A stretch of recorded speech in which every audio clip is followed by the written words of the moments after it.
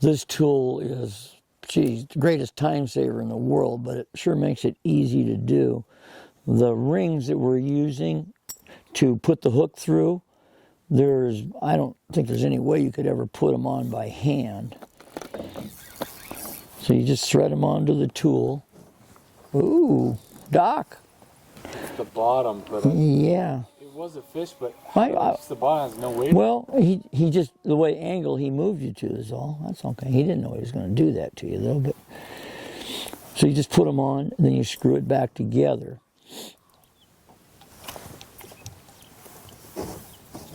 So easy to use. Just amazes me. And they're not that expensive. They're less than $10, as I recall.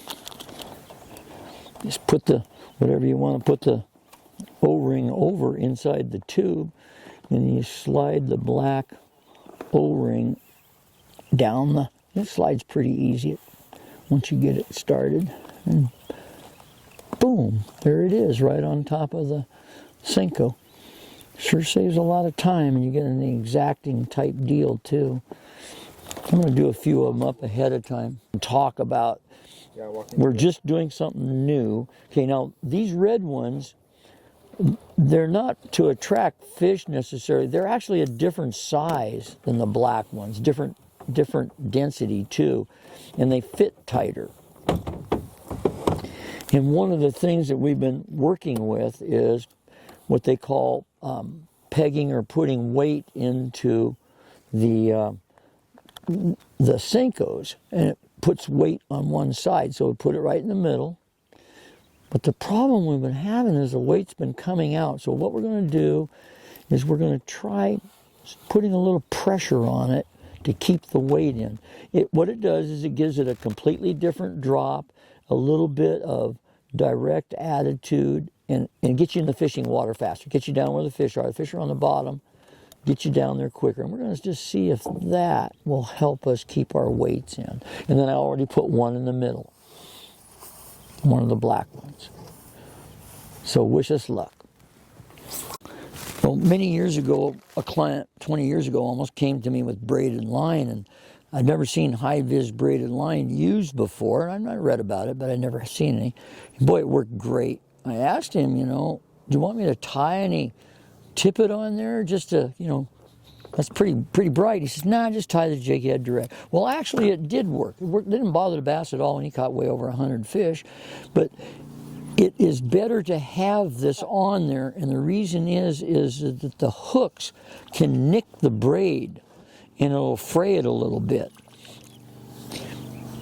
So what I do is I put on a heavier tippet, like CXXP line, 10-pound braid, 10-pound tippet, and then the hooks can't nick it.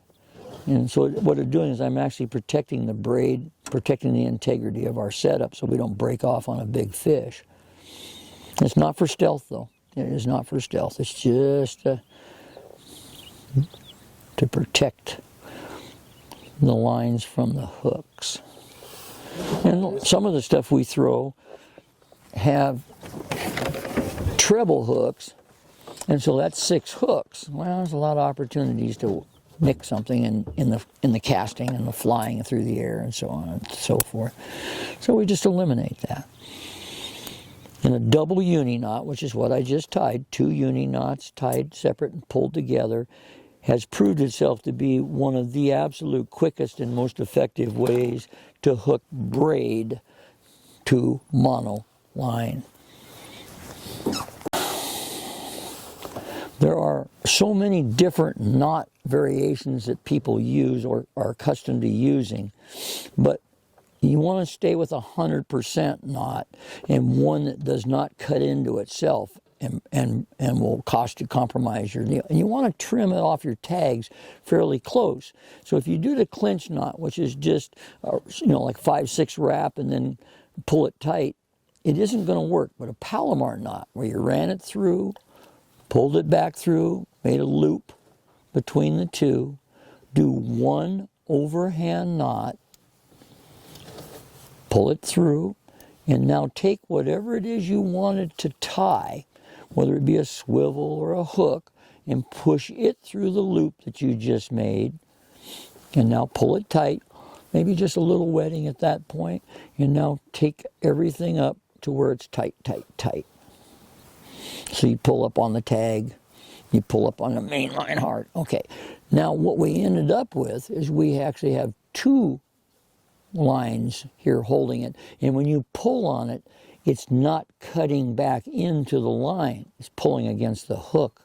That way when you get a big fish fighting you or whatever, it is not going to be able to cut your line. You're not going to be self-destructive. And I've been using it for 30 years almost. It started with copolymer line, which you have to use Palomar knot with because it doesn't cut into the line. Okay, back to our Senko.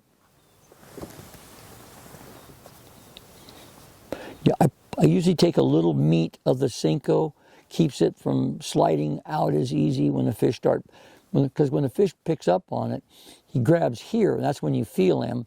And if you don't give to him quick enough, he'll just pull that Senko right out of the O-ring, believe it or not.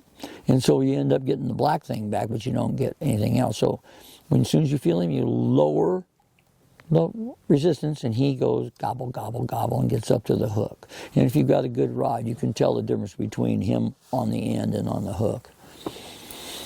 Okay?